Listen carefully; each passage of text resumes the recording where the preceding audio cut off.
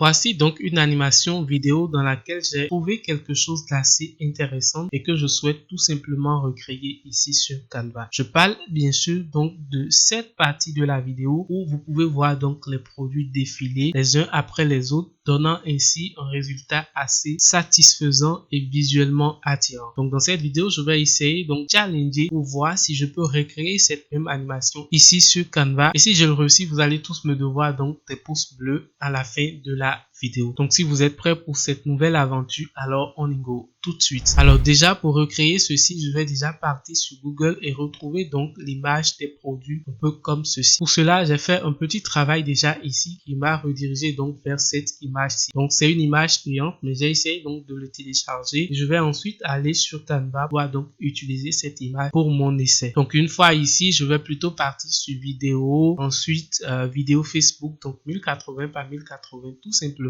Et une fois que je serai dans l'interface de création ici, je vais commencer donc par créer quelques pages de plus. Donc sur cette première page, je vais déjà changer la couleur. Je souhaite plutôt utiliser cette couleur-ci. Je vais cliquer sur T, mettre un message de bienvenue. Donc c'est bon pour moi. Tout simplement, je fais comme ceci. Je réduis un peu le test. Je viens donc le mettre un peu ici au milieu. Pour la police, je vais plutôt donc rester avec Montera tout simplement. Et je ramène ici. Ensuite, je vais venir ici sur la deuxième page. Je vais changer déjà la couleur et faire tout modifier d'ailleurs pour changer donc toutes les couleurs de toutes les pages. Et ici, je vais commencer donc par importer l'image de mon produit. Donc pour l'image, je l'ai déjà importé ici. Donc vous voyez, quand je vais dans importer, je clique ici, j'ai en fait l'image du produit qui est bien sûr ici. C'est vrai que c'est venu avec les quelques marques de branding, mais on s'en fout. On va cliquer sur modifier l'image ici, aller donc dans effacer l'arrière-plan pour supprimer donc l'arrière-plan de ceci. Donc une fois que l'arrière-plan est supprimé, on va faire appliquer comme ceci, attendre que la sauvegarde soit OK et maintenant commencer donc par relier en fait l'image ici pour avoir donc uniquement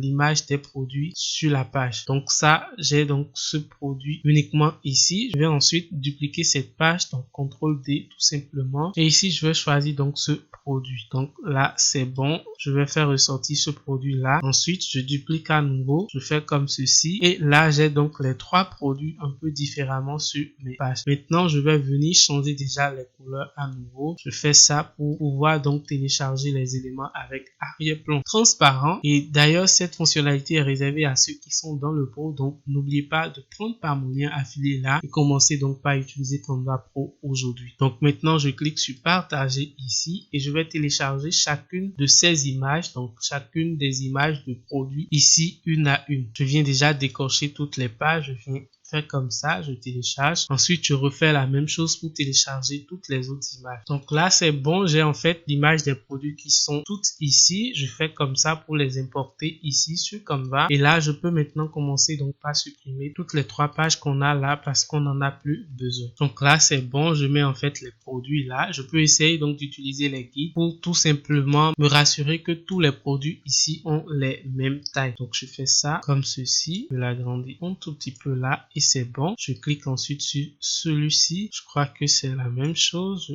fais comme ça pour réduire un peu sur le côté comme ceci. Et c'est bon également. Et je vais cliquer maintenant sur le tout dernier produit. Je l'envoie là. Je l'agrandis un tout petit peu et c'est bon ici également. Donc là, j'ai les trois produits qui sont bien sûr en place et je peux donc les positionner au milieu là et peut-être mettre juste un message en dessous. Donc je viens ajouter quelques effets et quelques mises en page justement pour avoir quelque chose d'assez intéressant. Donc là, c'est bon, j'ai la deuxième page et je peux maintenant passer à la troisième page pour commencer par faire les dispositions. Et déjà, ce qui m'intéresse ici, c'est de cliquer sur C ici pour ajouter donc un sec. Je vais peut-être mettre la couleur donc de ce sec en couleur blanche tout simplement et pouvoir donc disposer le sec ici. Donc je vais faire de mon mieux pour que ceci soit en bas.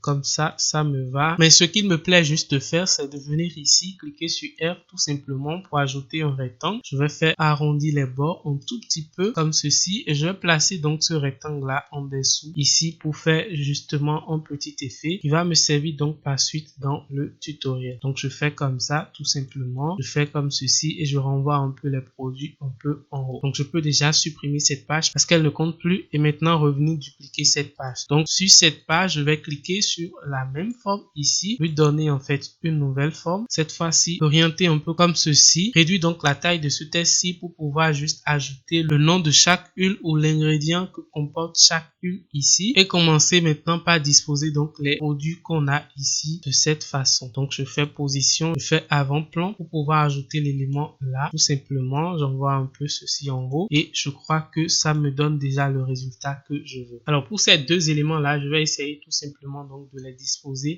un peu comme ceci, mais justement en bas, vraiment en bas ici pour pouvoir les cacher un peu de la page. Donc là c'est bon, je vais faire comme ceci pour que vous puissiez voir un peu qu'est-ce que ça donne là. Je vais faire position, les envoyer tous en haut et là c'est bon pour moi. Pendant ce temps, il faut venir juste ajuster quelque chose ici. Vous faites ça, faites position et vous vous rassurez que les images de produits ici sont bien sûr en haut donc du cadre et du test que vous avez là tout simplement. Et ici je vais utiliser une application dans Canva ici pour ajouter donc du test. Le test Lorem Inputs comme ceci, tout simplement en haut de la page ici. Donc je vais mettre 20, font size, je garde ça, on puisse voir qu'est-ce que ça donne. Je fais ça, je vais l'agrandir encore et je vais donc mettre en fait le test là. Donc je fais ça, je viens sur la couleur, je change la couleur et c'est bon. Et là je peux mettre justement une animation personnalisée pour ce test là. Quelque part en haut ici vous devrez mettre votre logo, mais pour l'instant non, on va s'en passer. Donc là c'est bon, j'ai réussi la mise en page donc de la troisième page et je peux passer donc aux pages suivantes pour pouvoir commencer par faire l'effet en question. Donc pour que l'effet marche ici, vous devez vous rassurer que l'image de tous les produits sont à chaque fois un peu sur la page ici. Tous les produits, donc on a tous les trois produits là, mais techniquement vous allez réussir donc à faire cacher tous les autres produits pendant qu'un seul produit est mis en avant. Donc ici par exemple, on a ce produit uniquement qui est mis en avant. Ici, on va essayer donc de le ramener, donc réduire la taille tout simplement et de le ramener quelque part ici pour pouvoir le cacher et pendant ce temps sortir donc ce produit et le positionner à la place de l'autre un peu exactement. Donc là c'est bon, je peux changer le test ici, donc je peux mettre huile naturelle tout simplement, dupliquer la page donc pour faire la troisième page et ici également on va refaire la même chose. Donc on va se rassurer qu'on sort donc ce produit ci tout simplement et on essaye donc de le mettre exactement à la place de l'autre et vous faites position pour l'envoyer ici, donc réduire la taille et l'envoyer exactement à la même position que la première image, donc l'image du premier produit. Et là c'est bon, on a réussi donc à afficher tous ces éléments et pour la dernière page donc qui va réafficher tous les éléments ici, on va dupliquer ceci et l'envoyer totalement ici, venir tout simplement agrandir le test, envoyer ces éléments un tout petit peu plus en haut et venir donc copier ce test ici pour ici. Donc ici je peux faire quelques mises en page rapidement. Je fais donc du noir, réduis totalement la taille du test et je le dispose un peu au milieu comme ça. Donc là je peux venir supprimer en fait l'élément qui est en chute justement en bas et faire comme ceci pour réduire un tout petit peu plus encore. Donc là c'est bon, j'ai le test qui est là également et c'est bon pour moi. Maintenant je vais commencer par ajouter donc des animations sur chaque page. Donc ici je vais plutôt choisir le type d'animation machine à écrire tout simplement. Pour ce type d'animation donc fusion, je garde ça sur les deux à l'entrée et à la fin. Ici je vais essayer donc de choisir le type d'animation balayage pour pouvoir les afficher, pendant que sur ce test je vais mettre donc de l'explosion. Je reviens ici, je vais mettre les mêmes choses. Ici je sélectionne les trois produits, je mets donc du balayage. Ici je fais explosion à nouveau et ici je vais mettre donc machine à écrire et là c'est ok. Il reste donc les éléments qu'on a ici tout simplement et là je ne souhaite pas mettre beaucoup d'animations, juste des animations pour animer en fait ces tests là. Je pense que balayage c'est bon pour moi, ou je vais utiliser peut-être les animations de fusion à chaque fois sur ces tests là. Après vous pouvez essayer donc de changer quelques mots ou quelques expressions dans les tests pour vous rassurer que les tests ici ne sont pas les mêmes, sinon la transition qu'on va utiliser risque de ne pas vraiment marcher. Donc là c'est bon, je crois que j'ai tous les éléments qu'il me faut qui sont bien sûr en place et tout ce qui reste donc à faire, c'est de commencer par ajouter les transitions. Alors, comme je vous l'ai toujours dit ici, le plus grand du jeu se joue au niveau donc de la transition. Pour cela, je fais comme ceci, je clique sur ajouter une transition tout simplement et je viens donc sur le type de transition combinée. Donc je viens ici, je fais comme ça, ajouter une transition. Donc pour ajouter la transition, il suffit donc tout simplement de passer votre curseur entre deux pages comme ceci et vous faites ajouter une transition. Mais là, je ne souhaite pas donc ajouter de transition là, plutôt ici. Donc je clique sur là et je fais combiner pour la transition tout simplement. Donc pour la durée, je vais le mettre sur 1 seconde comme ceci. Ensuite, je fais appliquer à toutes les pages et ici, je vais venir donc mettre aucune pour enlever donc cette transition là. Donc si je reviens jouer, vous allez voir un peu qu'est-ce que ça va donner.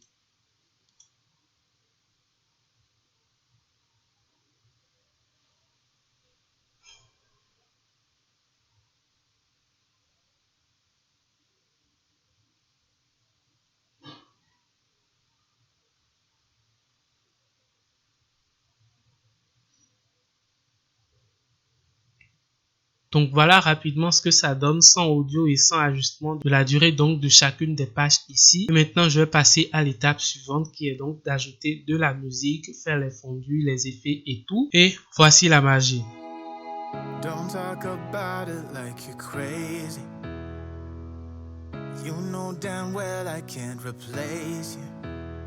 Just say what you mean. Don't waste your time being mad at me. Say what you mean, say what you mean.